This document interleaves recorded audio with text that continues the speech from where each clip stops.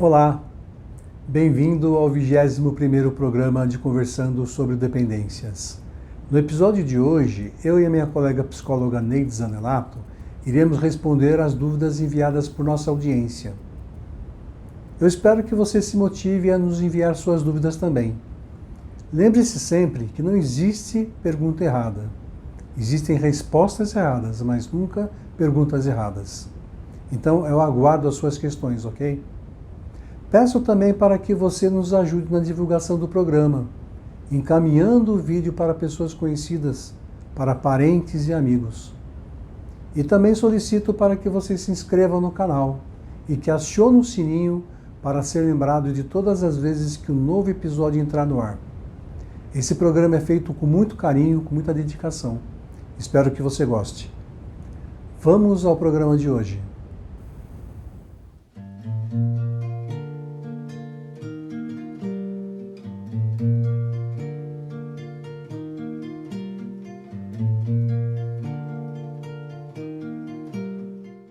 Oi, Neide.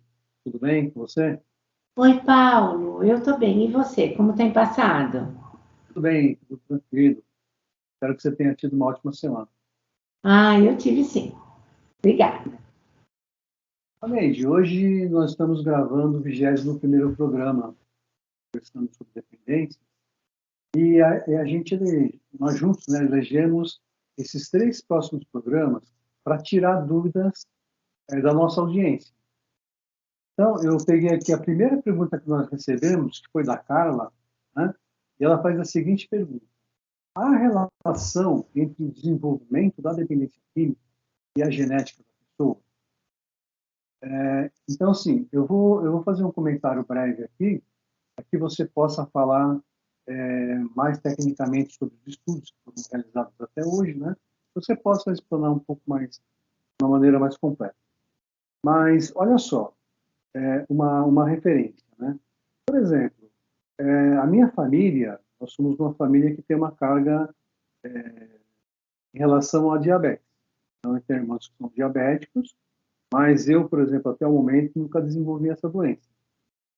Mas a gente sabe que o estilo de vida que a pessoa tem, a pessoa leva, vai definir se a pessoa vai ou não desenvolver o diabetes. Então, embora ela tenha uma carga genética que diz, tem uma gravação lá que ela pode ter diabetes, ela eventualmente pode não ter.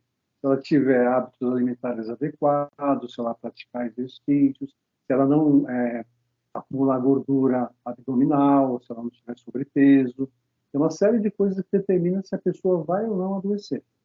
A dependência química, de certa forma, é coerente dizer que também é parecido, embora a gente também possa pensar assim, que os hábitos que a família desenvolve definem o futuro da pessoa, né? Então, por aprendizado, por observação. Então, por exemplo, se eu cresci numa família onde todo mundo exagerava na comida, e eu adquiro aquele hábito de exagerar na comida também, foi bastante de não praticar esporte, então a probabilidade de eu desenvolver diabetes é muito maior do que uma pessoa que tinha uma vida regrada.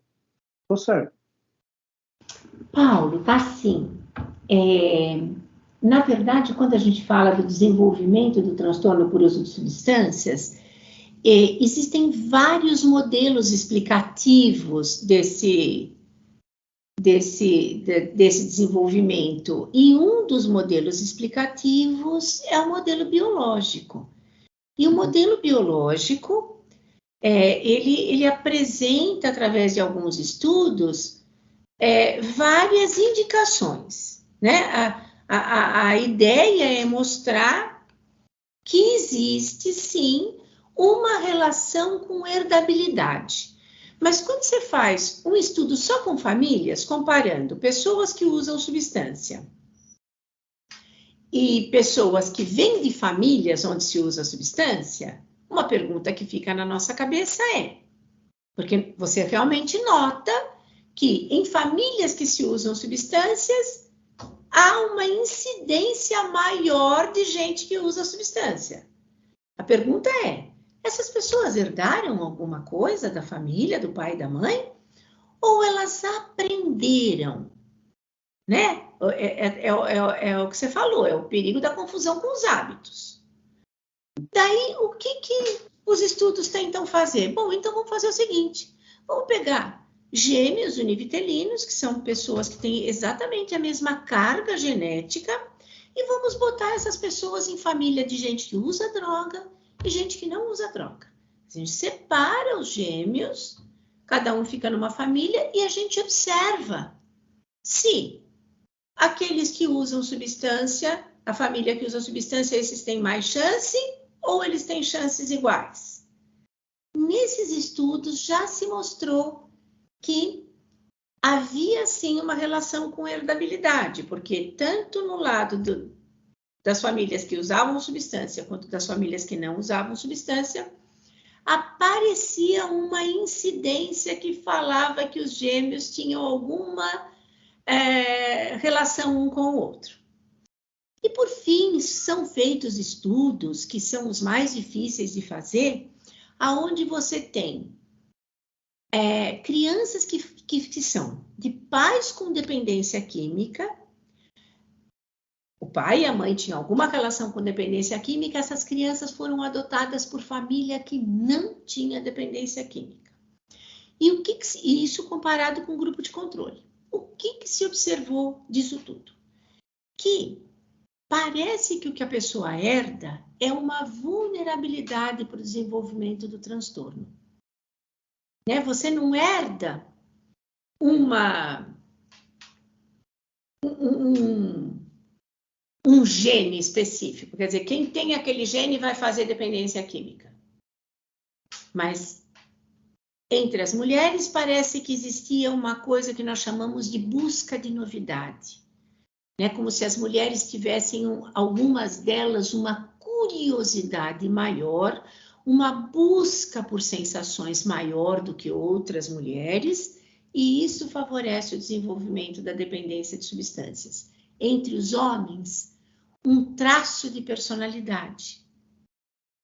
Né? Então, por exemplo, alguns traços de personalidade presentes em alguns transtornos de personalidade, por exemplo, o transtorno de personalidade antissocial, transtorno de personalidade borderline, que deixavam essas pessoas mais vulneráveis ao uso da substância, ao desenvolvimento da substância, da dependência. Então, veja, quando eu tenho uma condição interna que de repente se associa com uma condição externa, eu tenho maior chance de desenvolvimento do transtorno por uso de substância. Uma vez me fizeram a seguinte pergunta. Foi uma assistente social que disse para mim o seguinte, ela falou, eu trabalho num serviço onde a gente tem crianças para serem adotadas. E ela disse o seguinte, se a gente disser para as famílias que a criança que a gente tem para adoção, ela é filha de dependentes químicos, esta criança não será adotada. Porque ninguém quer adotar uma criança cujos pais são dependentes químicos. E eu lembro que eu disse para ela o seguinte, falei, olha, muitas vezes os nossos filhos são filhos de dependentes químicos. E nem por isso a gente joga o nosso filho no lixo. Se a gente souber que o nosso filho é filho de um dependente químico, a gente vai orientar de forma diferenciada o nosso filho. Né? Por quê? Caso ele tenha herdado a vulnerabilidade, né? Ou ele tenha uma influência genética, a gente sabendo disso, a nossa conduta vai ser voltada para não experimentação, para uma vida sem substância. Por quê? Porque eu não vou deixar acontecer as duas coisas, né? Eu tenho como talvez tentar evitar que estas duas variáveis, a externa e a interna, se encontrem. E aí eu garanto para o meu filho, que é filho de dependente químico, que ele tenha uma vida mais saudável longe das substâncias.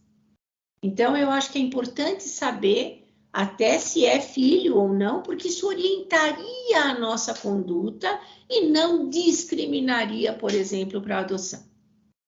Então, acho que essa é a minha resposta para a Carla. Espero que a gente tenha conseguido atender a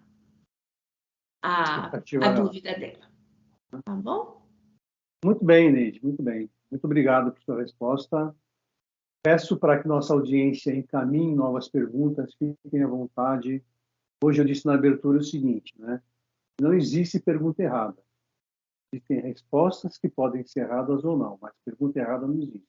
Então não fique com vergonha de encaminhar sua dúvida, né? Fique à vontade, que nós estamos aqui para ajudar. Obrigado, Neide. Obrigado por tudo, viu? Obrigada, Paulo. Um abraço. Abraço.